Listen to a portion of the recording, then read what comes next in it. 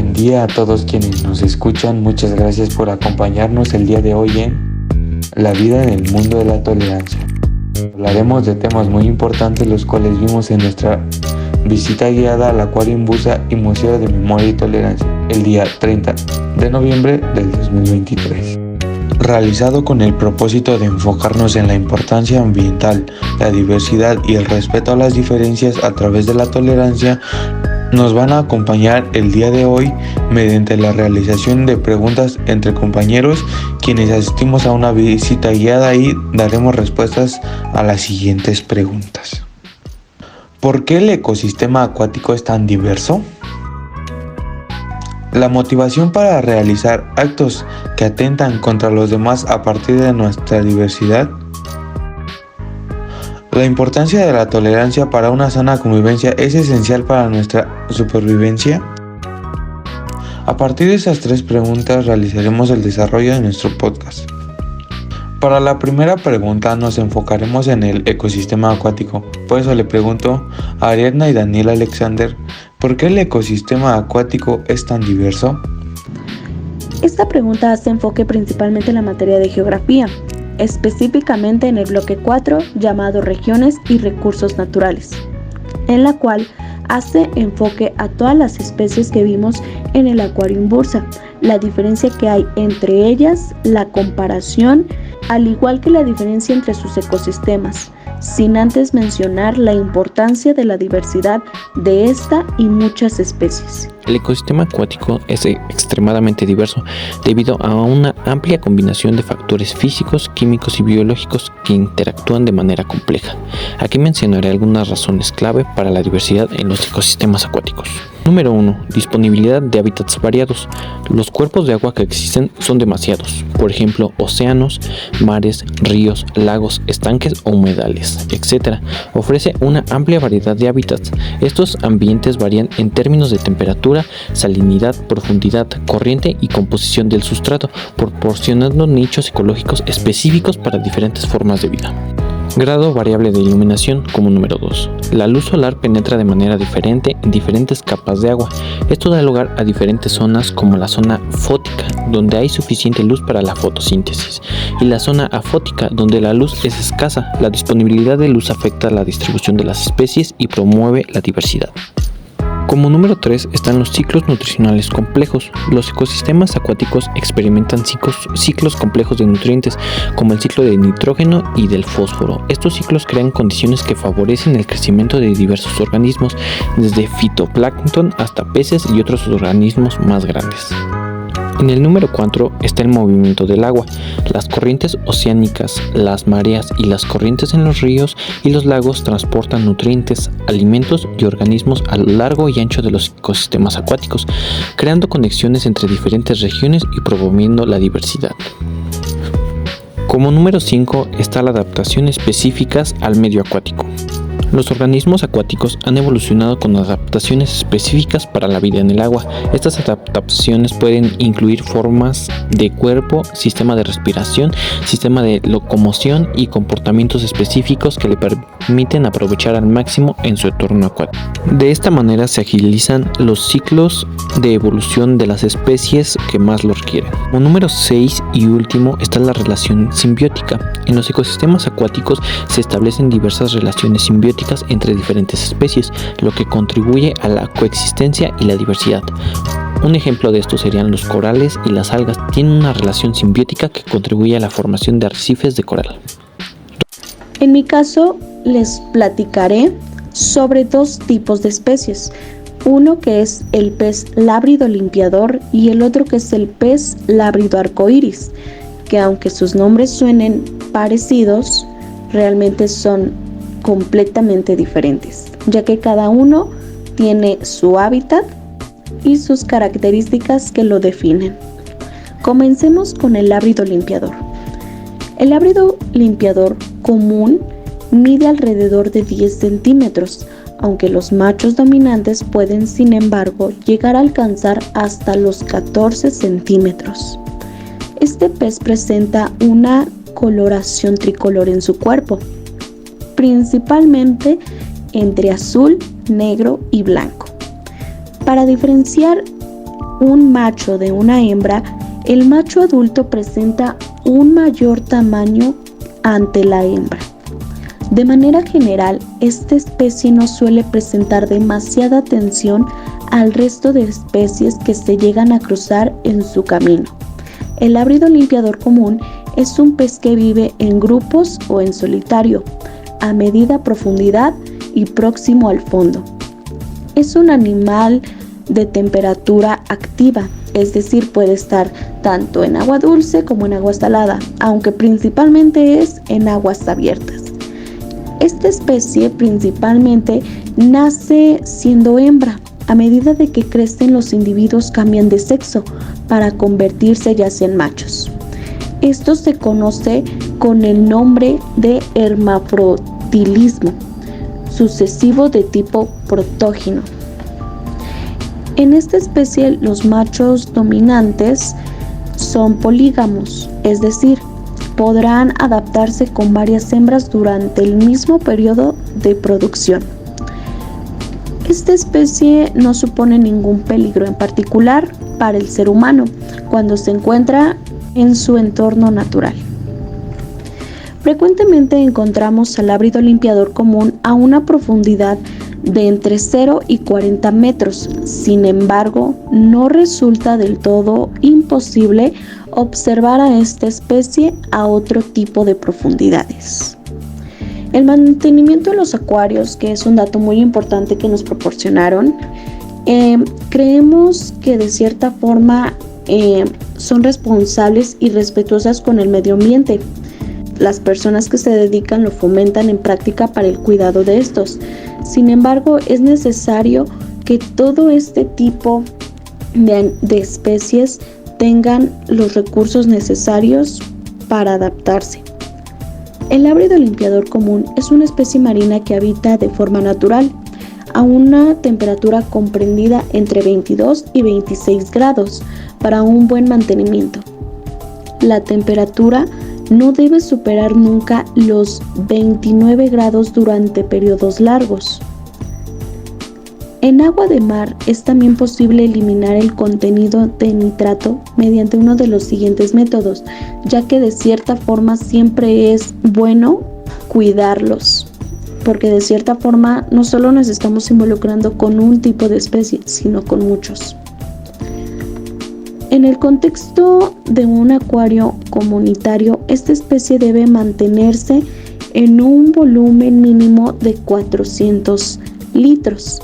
El lábrido limpiador común es una especie pacífica que generalmente no presenta problemas de comportamiento en el contexto de algún tipo de acuario. Sigamos con el pez lábrido arcoíris, conocido en la antigüedad con el nombre de pez sol.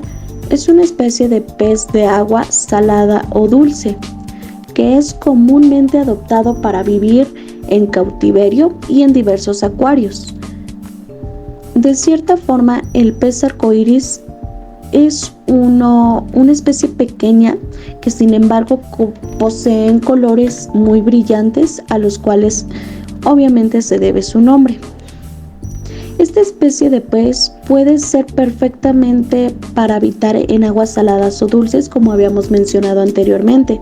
De hecho, es una de las especies más comunes en todos los acuarios, por lo que suelen adaptarse a la vida en cautiverio, como ya lo habíamos mencionado.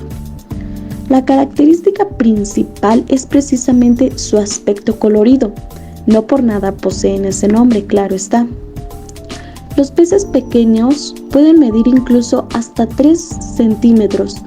Obviamente el máximo que puede medir es 15 centímetros de largo. Cabe destacar que estos peces poseen más de 70 especies de distintas familias, por lo que sus colores suelen variar, ya que son diferentes a como lo habíamos visto en el lábrido limpiador común. Sin embargo, por lo general poseen el cuerpo planeado de color verde azulado, combinado con unas aletas de color rojo o incluso hasta anaranjado. Cabe destacar que los peces arcoíris no nacen con sus llamativos colores, sino que los van adquiriendo a medida de que van envejeciendo. Por lo general, los machos poseen colores más brillantes que las hembras. Esta es una diferencia entre machos y hembras. De hecho, durante el cortejo, los peces machos utilizan una franja colorida que poseen para atraer a la hembra. Otra característica que poseen es que son peces omnívoros, es decir, que se alimentan prácticamente de cualquier cosa, al igual que el lábrido limpiador. El hábitat del pez arcoíris suele ser en sitios cálidos y tropicales. Básicamente se pueden encontrar lo que es en Madagascar, Indonesia o incluso hasta Australia. A través de los años han desarrollado un sistema de adaptación como cualquier otro tipo de especie, en el que pueden tolerar fácilmente vivir en aguas dulces como en aguas saladas. Sin embargo, siempre con la misma característica en zonas tropicales con aguas claras y limpias, que poseen vegetación densa, la cual utilizan para protegerse de posibles enemigos. A pesar de ello, es común encontrar una amplia variedad de peces, ya que suelen ser uno de los peces favoritos para mantenerlos, tanto en un acuario como en algún tipo de casas. ¿De qué se alimentan ambos tipos de peces? Principalmente ambos pueden ser ya sea larvas y gusanos, escamas, plantas acuáticas o incluso hasta camarones, lo que son semillas de plantas, etc. El pez arcoíris es una especie que suele durar un aproximado de 7 años en cautiverio y unos 5 años en la naturaleza aproximadamente. Según diversos estudios, la reproducción de estos peces se dan de forma más efectiva que cuando viven en acuarios. El proceso de apareamiento se da cuando el macho busca de cierta forma impresionar a la hembra con su colorida franja, como habíamos mencionado anteriormente. Posteriormente, la pareja nada en una especie de ritual de acercamiento. Una vez el proceso, se separan y ocurre el desove, y es donde el macho comienza a fertilizar los huevos. Esto puede durar incluso varias semanas hasta que la hembra culmine de generar los huevos.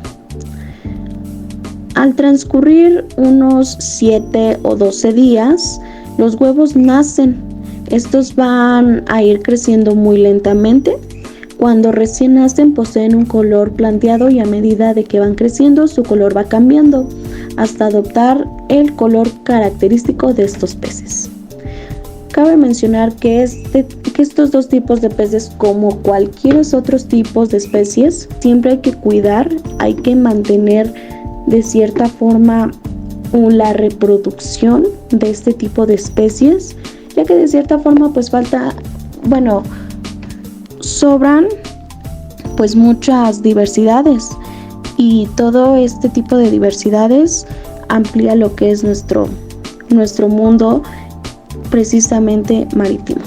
La diversidad en los ecosistemas acuáticos es el resultado de la interacción de numerosos factores ambientales que proporcionan una amplia gama de nichos ecológicos y oportunidades para la evolución y adaptación de cada especie, su determinada región del planeta. Para nuestra segunda pregunta, hablaremos sobre los actos de la sociedad a partir de nuestra diversidad.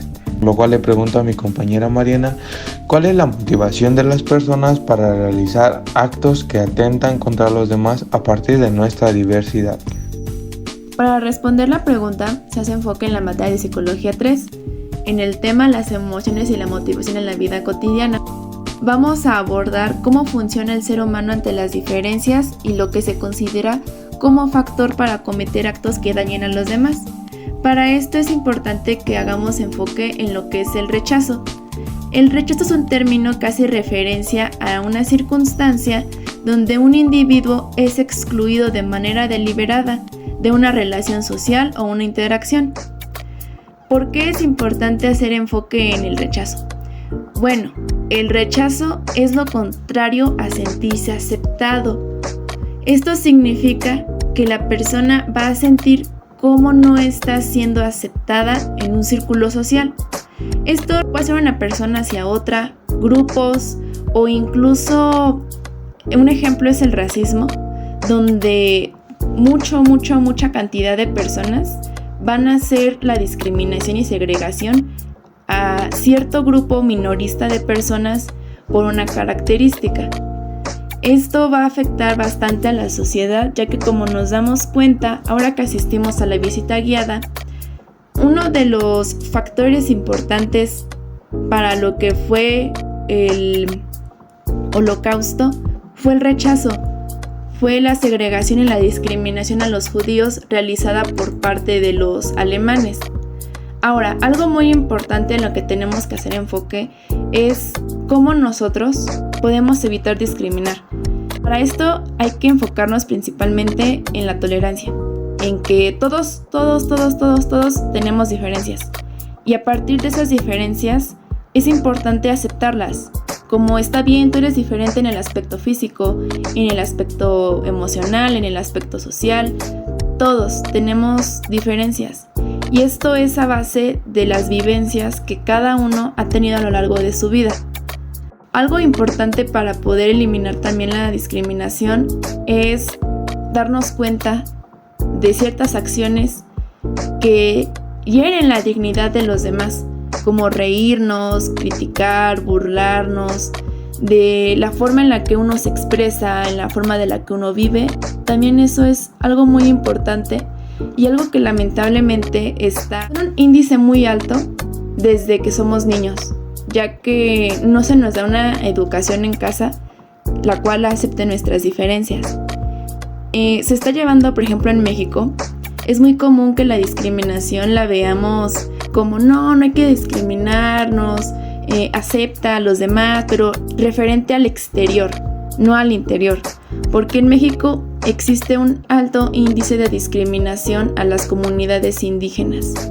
Esto es algo muy lamentable, ya que nos podemos dar cuenta que son una parte de la sociedad la cual está muy discriminada, segregada, y obviamente esto afecta la calidad de vida de estas personas. Ahora, otra parte para identificar la discriminación y cómo podemos contrarrestarla es no seguir siendo parte de esto, no decir que nos valga de cierta manera el discriminar, porque si no, seguimos siendo parte del problema. También cuando nosotros nos damos cuenta de que discriminan a alguien y lo dejamos pasar o somos parte de las burlas, también estamos siendo parte del problema, por lo cual es muy importante que nosotros seamos parte de un cambio en el que no seamos parte del problema y podamos contrarrestar la discriminación a partir de la aceptación de nuestra diversidad mediante el respeto y la tolerancia a nuestras diferencias, dejando de lado la motivación del rechazo que vamos a sentir hacia los demás. Para la tercera pregunta hablaremos sobre la tolerancia, por lo cual le pregunto a mi compañero Sergio y Abel. ¿La importancia de la tolerancia para una sana convivencia es esencial para nuestra supervivencia?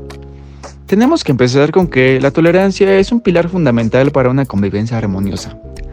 Al aceptar y respetar las diferencias de opiniones, creencias y culturas, creamos un entorno donde la diversidad es valorada. La tolerancia fomenta el diálogo constructivo, fortalece los lazos sociales y promueve el entendimiento mutuo. En lugar de imponer nuestras perspectivas, practicar la tolerancia nos permite coexistir pacíficamente, construyendo comunidades más inclusivas y respetuosas y colaborando de la misma manera. La tolerancia no implica necesariamente estar de acuerdo con las personas y con sus opiniones, creencias, pero sí implica reconocer y respetar el derecho de cada individuo a tener sus propias ideas y valores. Es muy importante que al practicar la tolerancia estamos optando por un enfoque de apertura mental, permitiendo que diversas perspectivas coexistan sin prejuicios ni discriminación. La base de la tolerancia radica en la empatía. Es fundamental esforzarse para comprender el punto de vista de los demás, incluso cuando difiere del propio o es lo contrario a lo que tú piensas. Al hacerlo, creamos un espacio donde el diálogo constructivo puede florecer. es un intercambio de ideas, contribuye a la riqueza de nuestra experiencia colectiva y fortalece los lazos entre las personas. La tolerancia juega un papel crucial en la gestión de conflictos y es muy importante aclararlo, ya que prácticamente es la respuesta a nuestra pregunta. En lugar de responder con hostilidad o rechazo ante las diferencias, la tolerancia nos puede permitir abordar los desacuerdos de manera pacífica y constructiva. Al buscar soluciones a través del entendimiento mutuo, contribuimos a la resolución positiva de los conflictos y al fortalecimiento de las relaciones interpersonales, resolviendo los problemas de manera más rápida y eficaz. Fomentar la tolerancia desde temprana edad es esencial para cultivar sociedades inclusivas. La educación desempeña un papel vital al enseñar a las generaciones futuras la importancia de respetar y valorar la diversidad. Al promover la tolerancia en las aulas, creamos un ambiente propicio para el aprendizaje y la convivencia positiva. También, enseñando desde hogar a los niños pequeños que la tolerancia es muy importante hoy en día. Si el respeto por los demás es muy importante para la paz y la convivencia armoniosa, el respeto por uno mismo es la base para el autoestima, fundamental para valorar a los demás. Una vez hablado de esto del respeto, pues se podría decir que el respeto es base para que una convivencia entre las personas de una sociedad pequeña, ya sea pequeña o grande, pueda ser siempre de buena forma, ya que el respeto da a las personas identidad y te enseña diferentes tipos de cosas.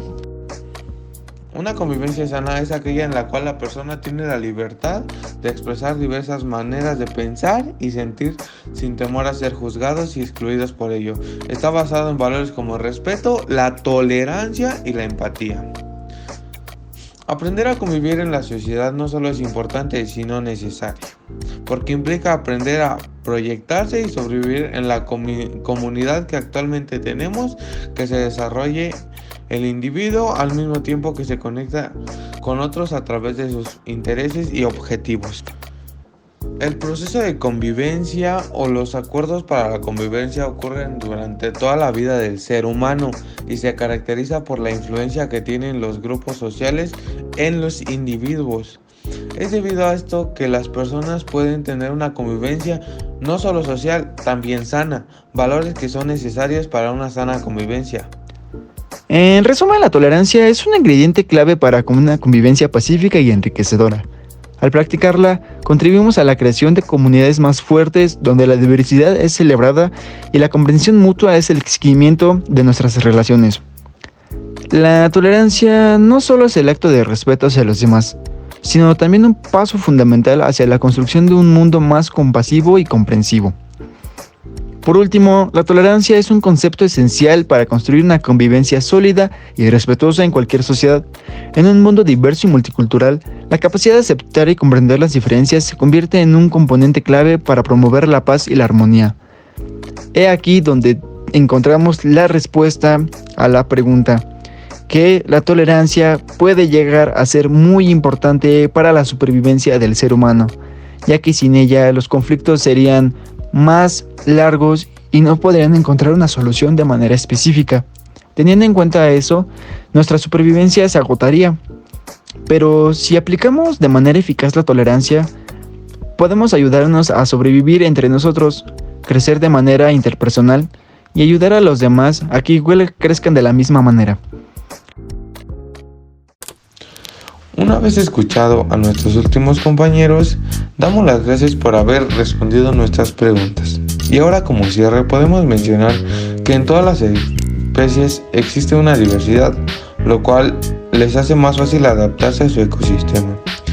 Es muy egoísta que como seres humanos pensemos que solo debe existir un molde de cómo debe de ser el ser humano, cuando todos somos diferentes, desde nuestras apariencias físicas hasta nuestras vivencias, las cuales nos dejan una personalidad basada en gustos y vales diferentes. Pero si algo es necesario para nuestra sana convivencia es el respeto, ya que no podemos permitir que de nuevo se cometan actos atentes contra nuestra misma especie. Gracias.